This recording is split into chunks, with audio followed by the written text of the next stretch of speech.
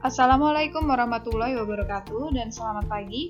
Kali ini kelompok 1 akan memaparkan salah satu bagian dari Where to di Understanding by Design pada stage 3. Kelompok kami terdiri dari Anida, Taufik, Ain, dan Oktasya. Pada stage 3, kita merubah persepsi dari hanya berpikir apa yang ingin kita capai sebagai guru atau desainer, menjadi berpikir siapa peserta didiknya, apa yang mereka butuhkan secara individu maupun kelompok untuk dapat mencapai hasil yang diinginkan yang ada di stage 1, dan dapat sukses atau berperforma baik pada asesmen atau tugas yang diusulkan di stage 2. Pada stage 3 ini, desainer atau pendidik diharuskan untuk membuat the best design, yaitu desain yang engaging dan efektif, yang mana dapat memaksimalkan keterlibatan siswa dan dapat mencapai atau membantu siswa untuk mencapai tujuan atau hasil yang diinginkan.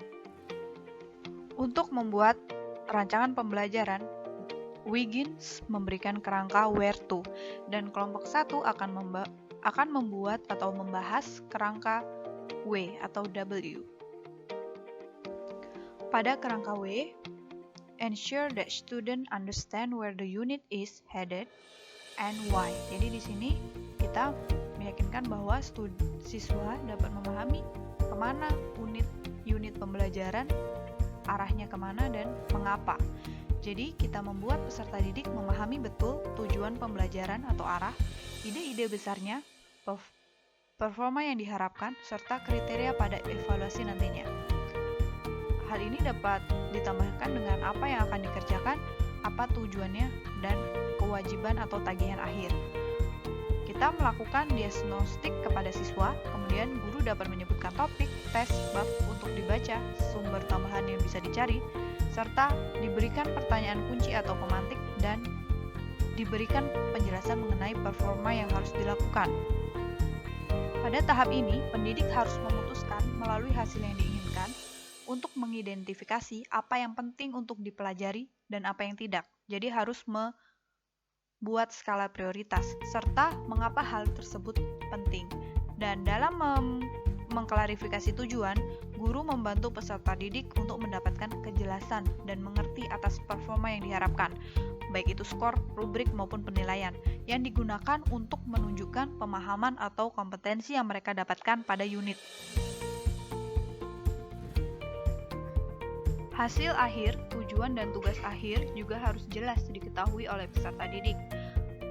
Sehingga peserta didik harus dapat menjawab pertanyaan berikut seperti apa yang saya pahami di akhir pembelajaran, apa tugas akhirnya, pengetahuan, kompetensi, dan skill apa yang saya dapatkan setelah pembelajaran, bagaimana tugas akhir akan dinilai, serta aspek mana yang harus diperhatikan. Hal tersebut harus bisa dijawab oleh siswa.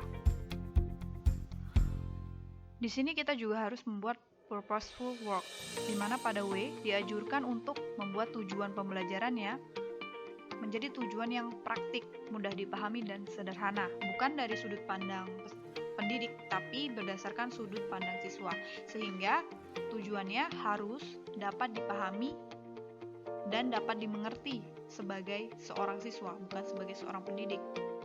Selain itu, pada W ini terkandung where to and where from. Sisi lain dari W, yaitu mengingatkan pendidik untuk menanyakan where are the learners coming from, what prior knowledge, interests, learning style, and talents do students bring, and what misconception may exist. Pertanyaan ini menggarisbawahi pentingnya asesmen diagnostik sebelum merancang pembelajaran. Jadi, pendidik diharapkan dan diwajibkan untuk melakukan asesmen diagnostik sebelum merancang pembelajaran.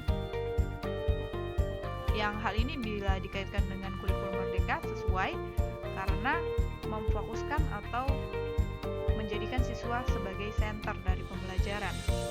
Pada W ini diimplikasikan bahwa pendidik harus memberikan ruang pada silabus untuk penyesuaian atau adjustment berdasarkan feedback dan kesempatan yang ada.